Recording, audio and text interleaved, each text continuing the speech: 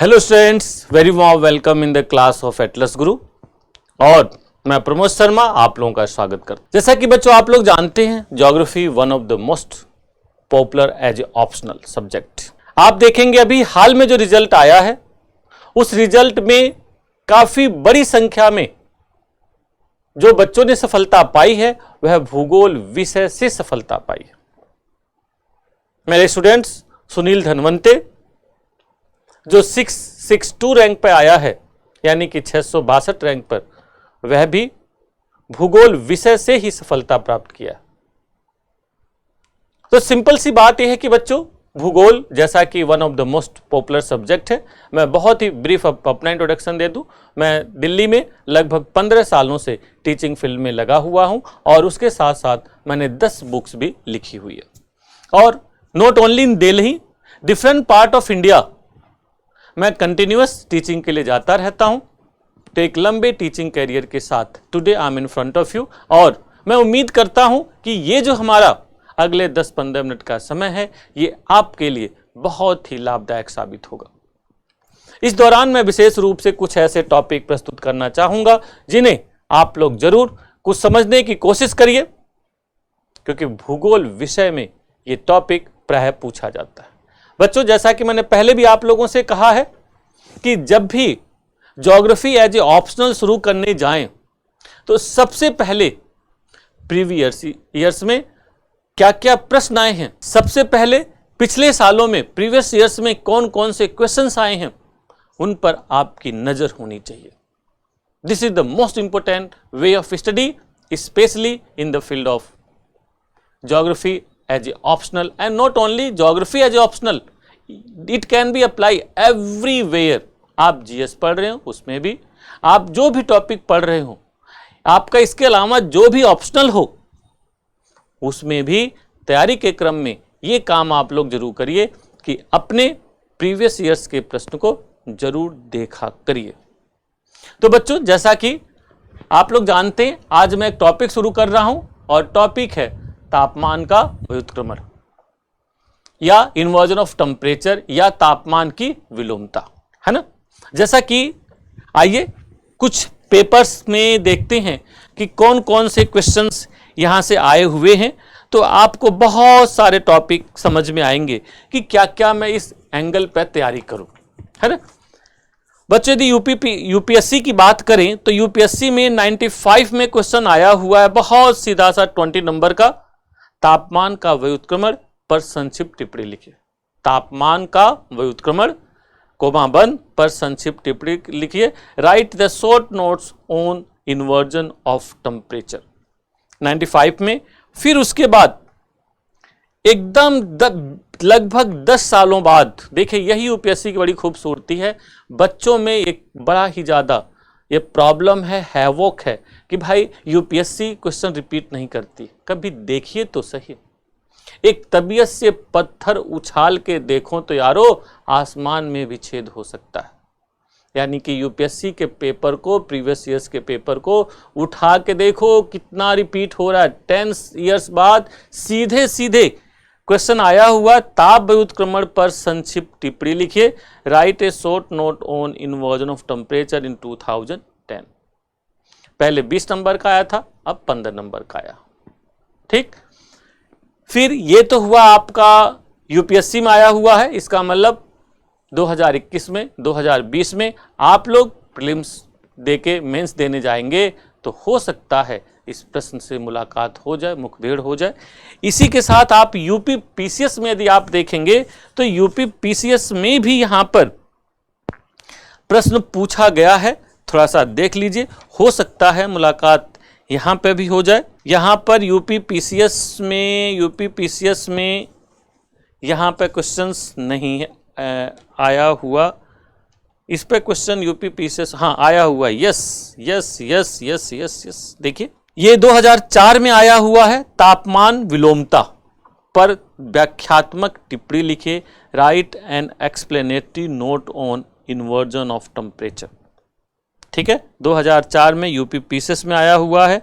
और फिर इसके बाद आपका यूपी पीसीएस में नहीं पूछा हुआ है। यानी कि यह जो टॉपिक है आपने देखा। और एक खास बात और बता दूं, यहीं पे बात चली है तो यूपीएससी के जीएस में भी ये क्वेश्चन पूछा हुआ है कि तापमान की विलोमता से आप क्या समझते हैं, इसके विभिन्न प्रकार के प्रभाव और इससे बचने के उपायों पर चर्चा की। यानी कि यह टॉपिक जो है सीधा सीधा टॉपिक है जिससे प्रश्न प्रायः पूछा जा सकता है, पूछा गया है ना। चलिए अब जरा हम लोग पढ़ते हैं क्या है भाई। अब तो बच्चों इसके पढ़ने के बाद अब आप लोग अपने मेन टॉपिक पे आइए, क्या है फिर इसके डायमेंशन। हमेशा जब भी कोई टॉपिक पढ़ें तो 3-4 डायमेंशंस पे हमेशा नजर रहनी चाहिए। जैसा कि मैंने पहले भी आप लोगों से कहा है, सबसे पहले आप लोग परिभाषा, पहले क्या होना चाहिए, परिभाषा। The first thing, then after जो भी और बातें हैं उससे संबंधित परिभाषा के साथ उसके अलग अलग डायमेंशन, प्रकार क्या हो सकता है, कारण क्या हो सकते हैं, और फिर उसके साथ साथ प्रभाव। भूगोल में जब भी कोई क्लाइमेटिक घटना पढ़ रहे हैं आप, तो एक बात जरूर ध्यान दीजिए, उस घटना का प्रभाव क्या पड़ रहा है। क्योंकि भूगोल में या कहीं पर भी देखा जाए, कोई भी घटना घटित होती है तो घटित होने वाली घटना का एक निश्चित प्रभाव जरूर देखा जाता है। तो यहाँ पर प्रभाव, फिर प्रभाव सकारात्मक भी हो सकता है, प्रभाव नकारात्मक भी हो सकता है। जिस रूप में भी प्रभाव है तो फिर उपाय वगैरह क्या है भाई। यदि नकारात्मक है तो क्या उपाय हो सकते हैं। जब इस टॉपिक में आप जाएंगे तो आप लोग इस टॉपिक में 3 तरह से चीजों को समझ सकते हैं। सबसे पहले परिभाषा, उसके साथ साथ अब हम लोग इस टॉपिक पे आए तो इस टॉपिक पे हम लोग देखते हैं सबसे पहले परिभाषा, फिर आवश्यक दशाएं, फिर प्रभाव एंड फिर समाधान वगैरह क्या है, इसका उपाय क्या है। इन टॉपिक पे हमें चर्चा करना, यहां पे ध्यान रखिएगा, इन्हीं टॉपिक पे हमें आगे चर्चा करनी है। यदि इस संदर्भ में हम लोग देखें तो सबसे पहले हम लोग परिभाषा अपनी शुरू करते हैं। तो तापमान की विलोमता सिंपल शब्दों में कह सकते हो कि जब ऊंचाई बढ़ने के साथ तापमान भी बढ़ता जाता है तो वह दशा तापमान की विलोमता या तापमान का व्युत्क्रमण कहलाता है। याद रहेगा, ऊंचाई बढ़ने के साथ, जब ऊंचाई बढ़ने के साथ तापमान भी धीरे धीरे बढ़ता जाता है तो वही दशा तापमान की विलोमता कहलाती है। बहुत ही सिंपल शब्दों में आप लोग इसे डिफाइन कर सकते हैं, क्योंकि होता यह है, एक बड़ी विशिष्ट दशा है बच्चों, ध्यान रखना। सामान्य दशा में आप लोगों ने पढ़ा होगा कि ऊंचाई बढ़ने के साथ तापमान घटता जाता है, एक तापमान निश्चित दर से घटता है। ऊंचाई बढ़ने के साथ तापमान एक निश्चित दर से घटता है, बात आप जानते होंगे, और वह दर है 6.5 डिग्री सेल्सियस प्रति 1000 मीटर पर। यानी कि आप 2000 मीटर की ऊंचाई पर जाएंगे तो सामान्य जो सतह पर तापमान होगा उससे 13 डिग्री तापमान कम हो जाएगा। जैसे सिंपल भाषा में आप कह सकते हैं, मान लो पहाड़ी भाग है या कहीं पर ये मैदान में ही आप हैं, यहाँ पर यदि तापमान सामान्य शब्दों में 35 डिग्री है और यदि आप 2000 मीटर की ऊंचाई पर यहाँ पहुँच गए तो तापमान 15 डिग्री गिर जाएगा, तो यहाँ तापमान होगा आपका 20। सिंपल तरह से ये नियम है, यूनिवर्सली सब जगह देखा जाता है। नेचर में, ट्रोपोस्फियर में ये विशेष रूप से देखा जाता है। परंतु कभी कभी कुछ विशिष्ट दशाओं में ऊंचाई के साथ तापमान घटने की बजाय बढ़ने लगता है तो वही दशा तापमान की विलोमता कहलाती है। ये बात आप लोग समझ रहे? तो सबसे पहले परिभाषा, और परिभाषा क्या है? सिंपल सी बात, ऊंचाई बढ़ने के साथ तापमान में वृद्धि। ठीक है, ये परिभाषा हो गई। परिभाषा लिखने के बाद जरा सोचो, यदि यही बात है तो हमेशा क्यों नहीं होता? क्या आप लोग हमेशा सुनते हैं कि तापमान में विलोमता देखी गई? नो, न्यूज में आप लोग जनरली ये बात नहीं सुनेंगे। न्यूज में जनरली ये बात नहीं सुनेंगे कि तापमान बढ़ने के साथ यह ऐसी स्थिति दिखाई दे रही है कि विलोमता आज रात में विलोमता होगी, नहीं।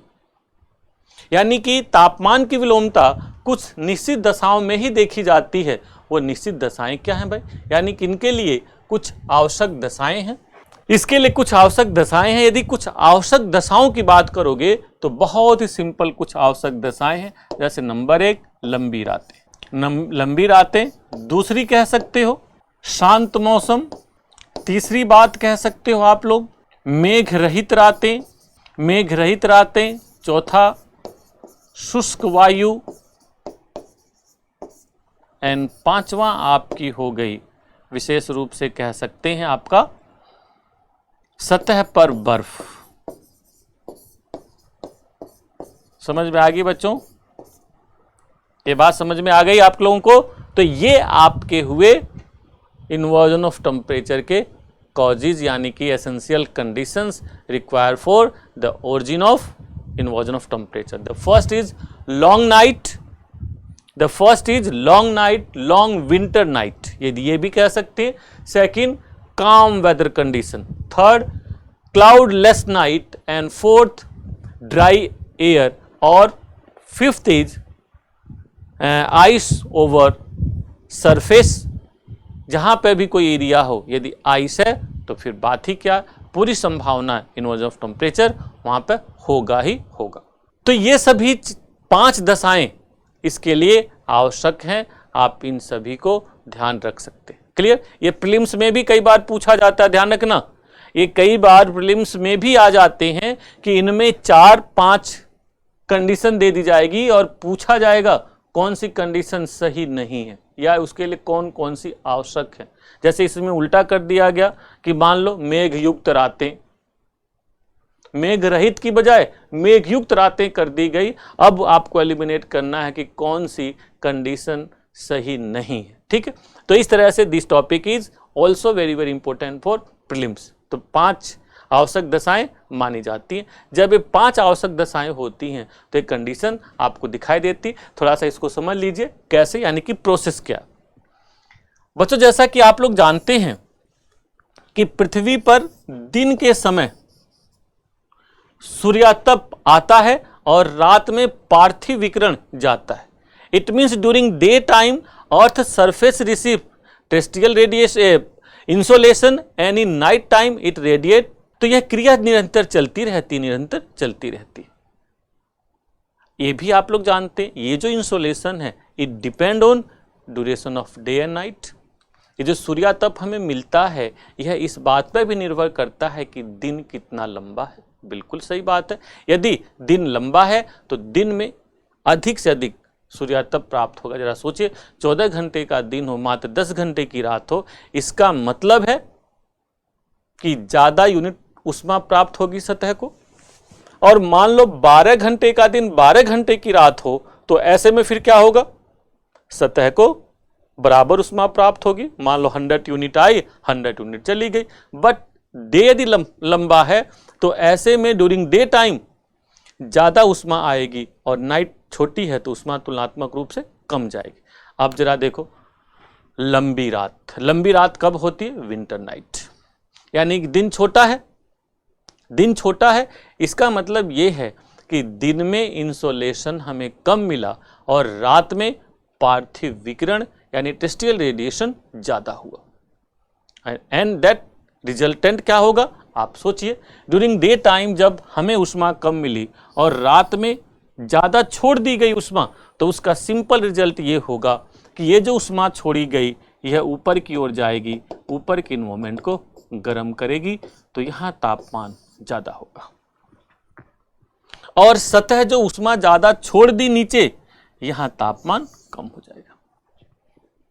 तो यही तो परिभाषा है कि ऊंचाई बढ़ने के साथ तापमान भी बढ़ता जाता है। सामान्य नियमों के विपरीत ऊंचाई बढ़ने के साथ जब तापमान बढ़ता जाता है तो वही इन्वर्जन ऑफ टेम्परेचर कहलाता है। तो ये देखिए, यानी कि लंबी रातों में पार्थिव विकिरण अधिक होने से सतह, पृथ्वी की सतह, उसका नीचे का वायुमंडल ज़्यादा ठंडा हो जाता है और जिसकी वजह से तापमान वहाँ कम रहता है।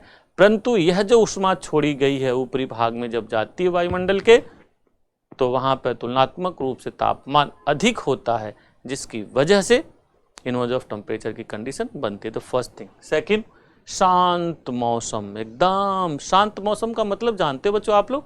शांत मौसम का मतलब है, काम वेदर कंडीशन का मतलब है विंड ब्लो नहीं हो रही है, हवा नहीं चल रही है, wind is not blowing there.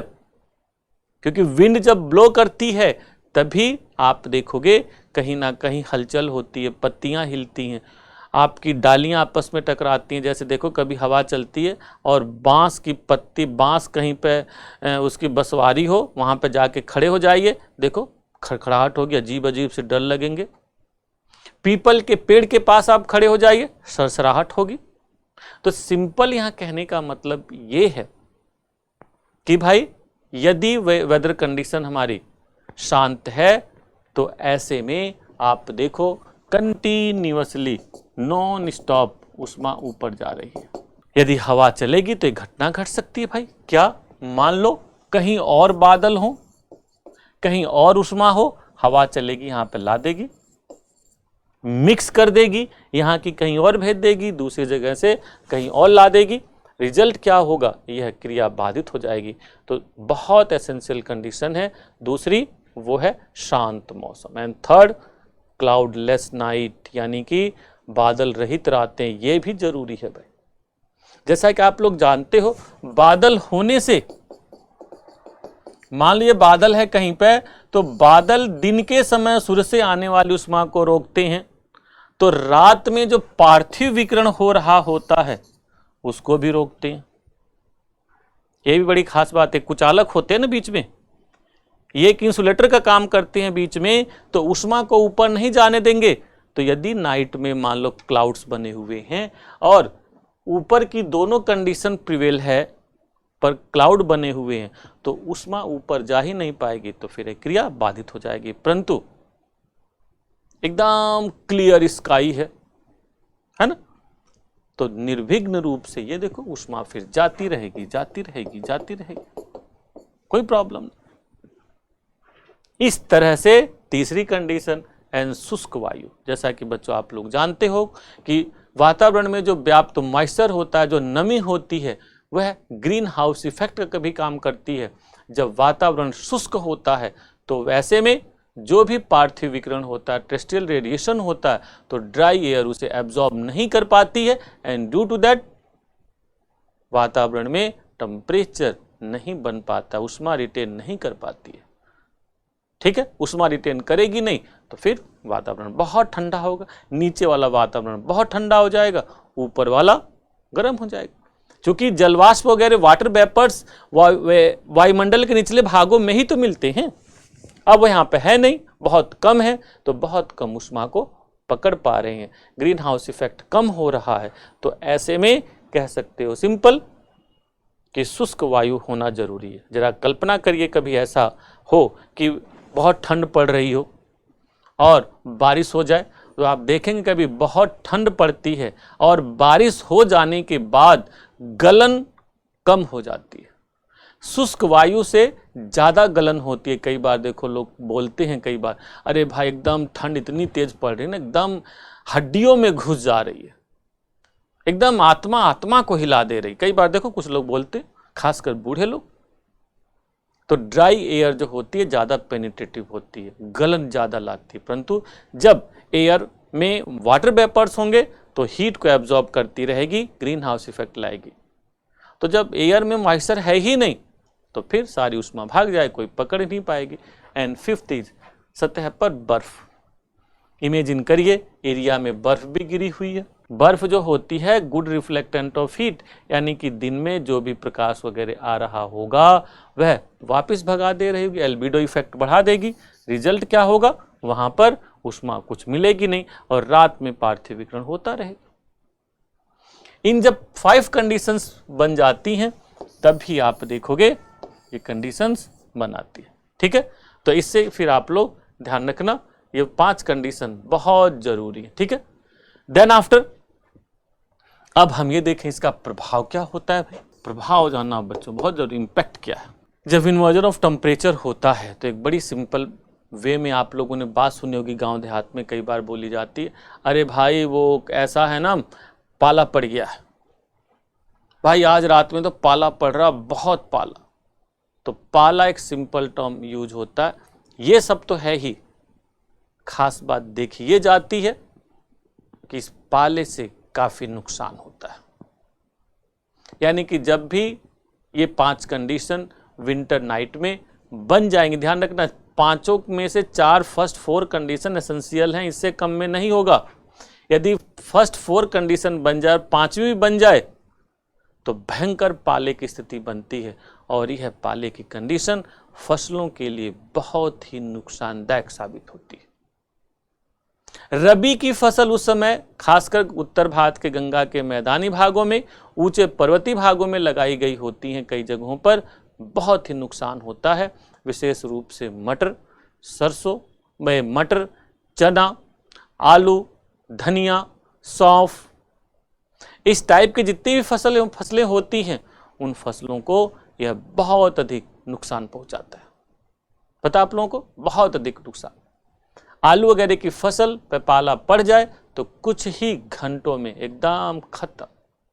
तो रबी की फसलों को बहुत नुकसान, सब्जियों को जैसे टमाटर, आलू बहुत नुकसान, कुछ मसाले जैसे सौंफ, धनिया बहुत नुकसान, दलहन की फसलों में विशेष रूप से मटर, चना बहुत नुकसान होता है इससे।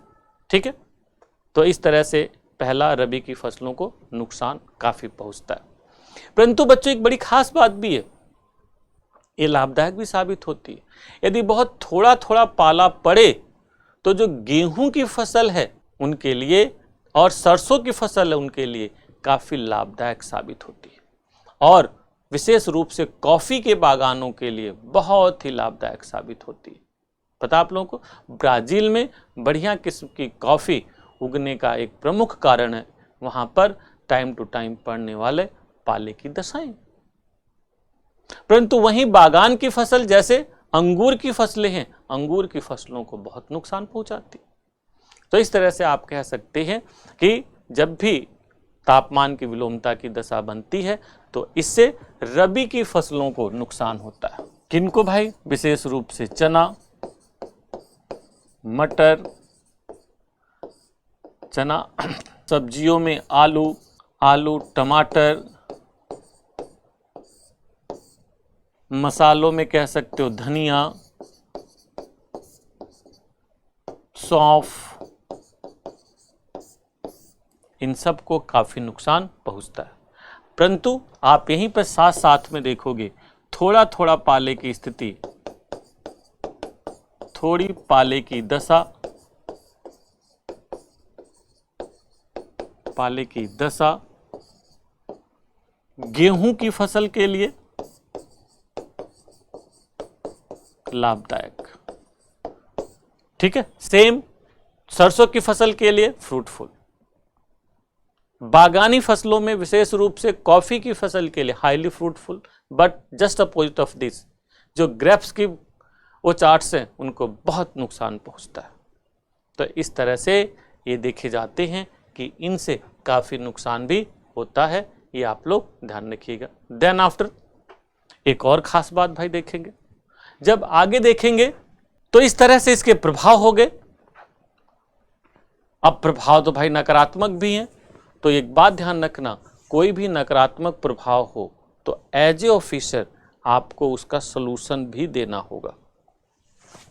तो हमेशा कोई भी मुद्दा हो उसका सलूशन जरूर होना चाहिए कि इससे बचने के उपाय, बचने के उपाय। तो बहुत सिंपल सा उपाय है भाई, खेतों में सिंचाई करिए।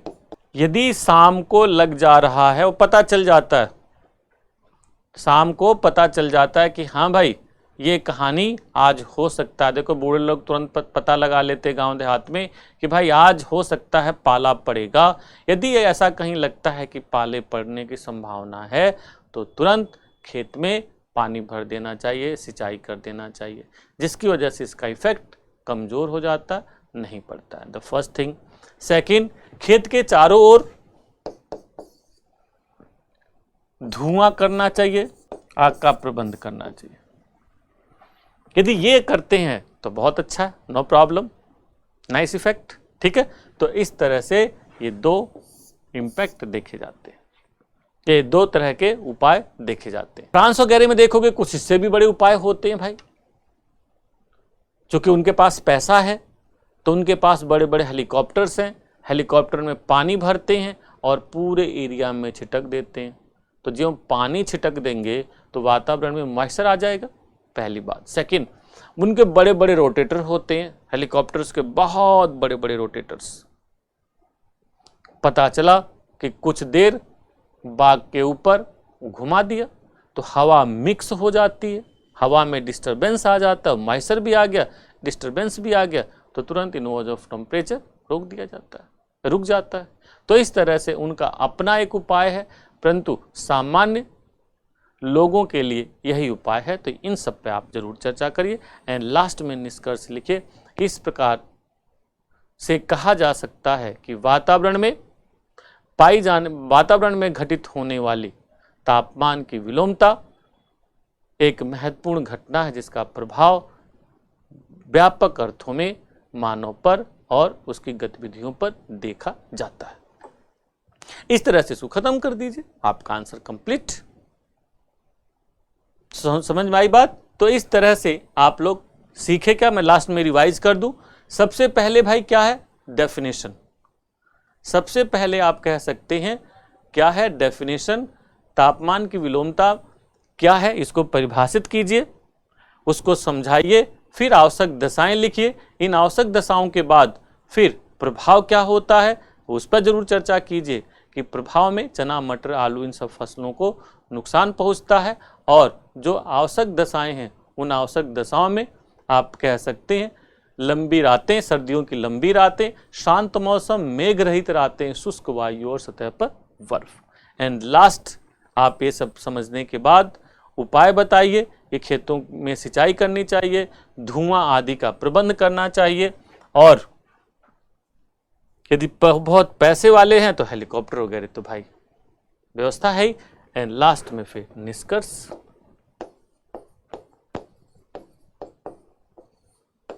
समझ गए बच्चों?